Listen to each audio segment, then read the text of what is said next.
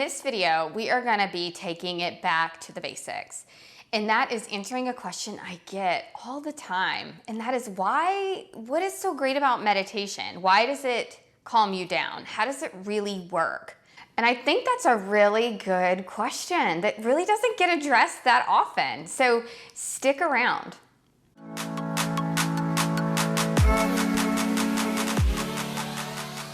Welcome back to Project Live Awake. My name is Jana Nixa. This channel is all about mastering your mindset, raising your vibe so that you can wake up to all that you truly are. Let's do it.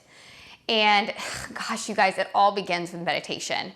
But more specifically, in this video, I said I was going to address why is it so calming? Like, what is the big deal?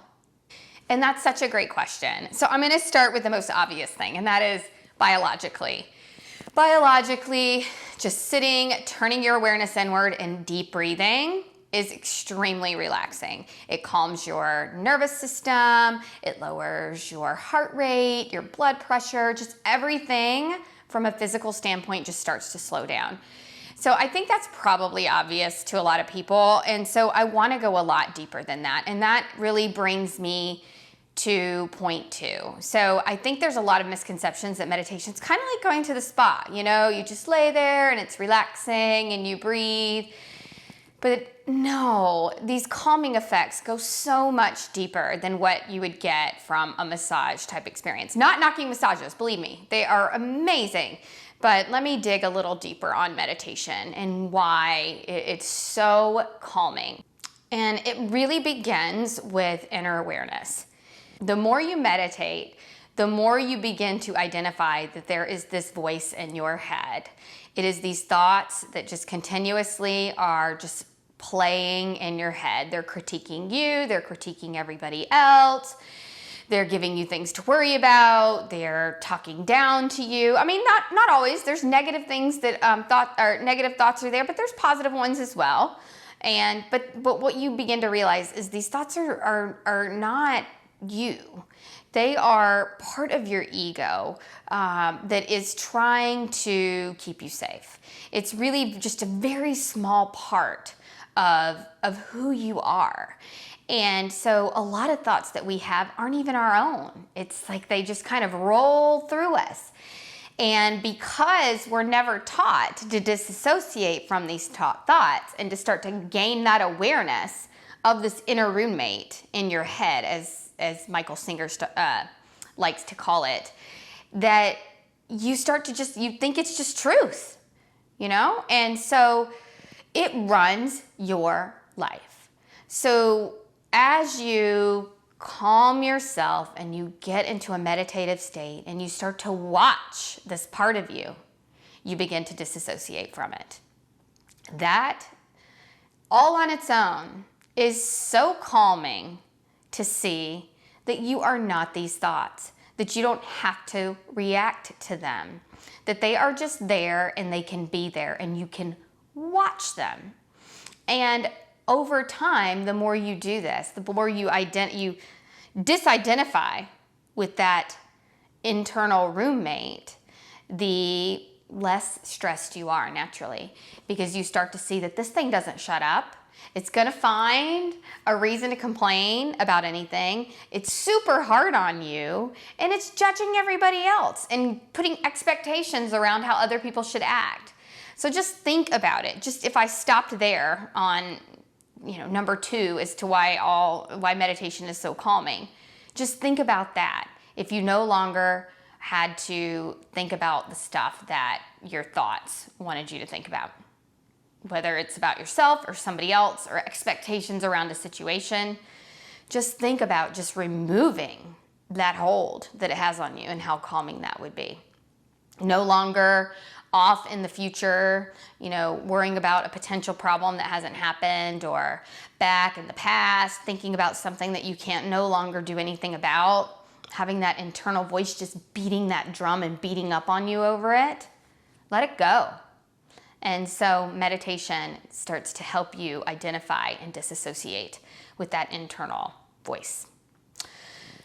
Another, point three, and how meditation is so calming and goes so much deeper than most ever expected, certainly I ever expected, was it really starts to affect your outer world.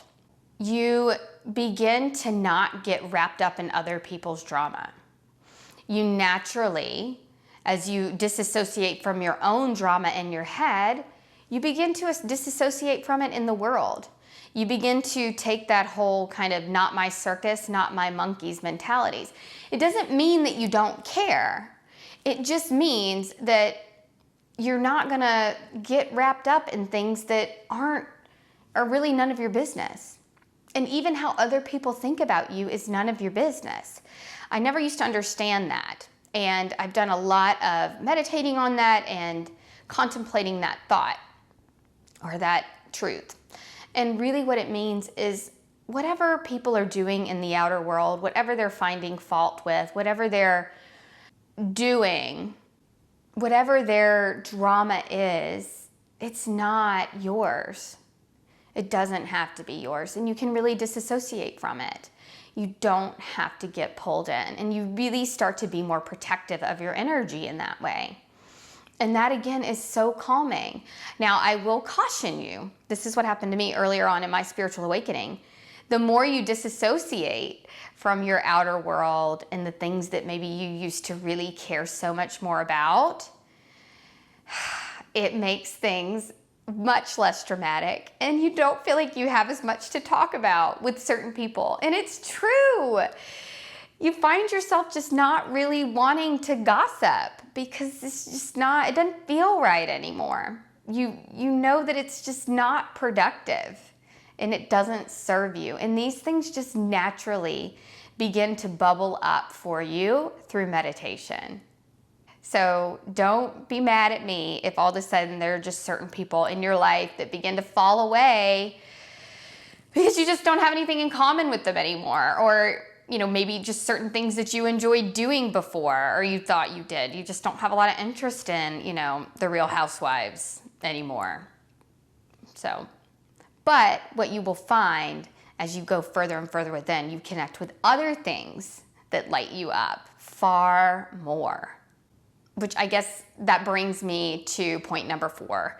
And that is the more you meditate, the more you connect within yourself, the more you get to know that softer, gentler, loving, unconditionally loving part of you, your higher self.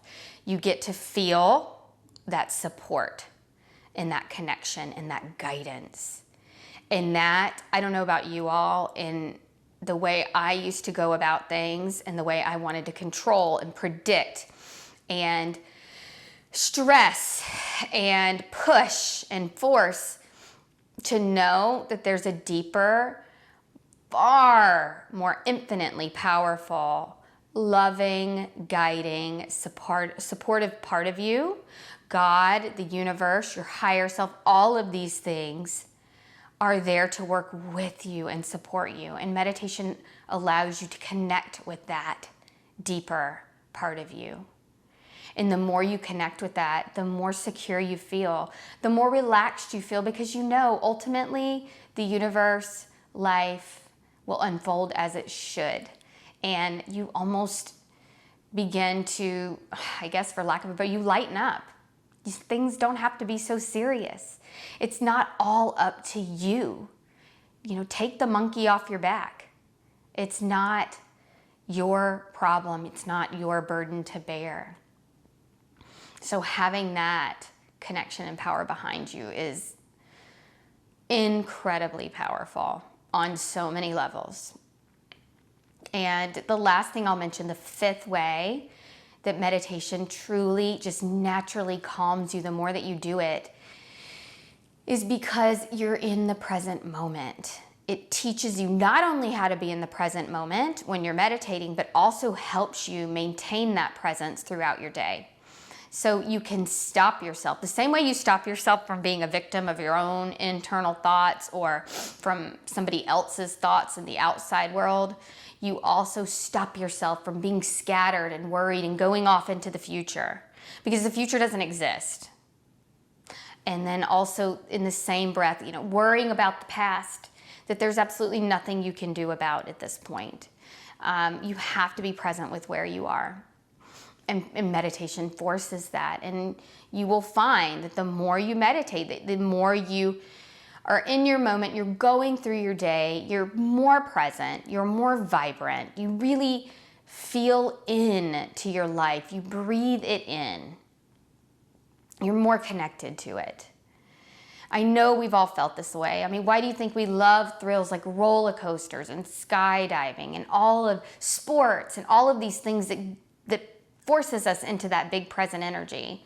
Well, meditation does that too, but it does it for the little things, just like, walking your kids home from the bus stop, washing dishes, simple things you can find enjoyment in, and you're no longer off, scattered, worried, to-do lists, thinking about all these different things. You're just here and you're soaking it in.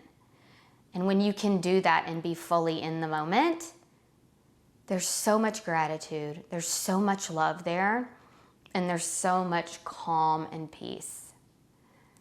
So I wanted to dig in deeper. I hope this is translating, especially to anyone who hasn't tried meditation and is just dumbfounded like I was about what the freak is so great about this. So what? So I sit there and I breathe, but it's so much deeper than that. I encourage you to try it. I do have other videos on beginning meditations, guided meditations, Meditation 101. I will link them in the description below. So I hope you'll give it a try. Don't forget to like this video. If it was really something that really resonated with you, please subscribe so that you can hear more videos like this. I put out at least one video a week, and I'm so glad that you're here. And as always, keep shining your light.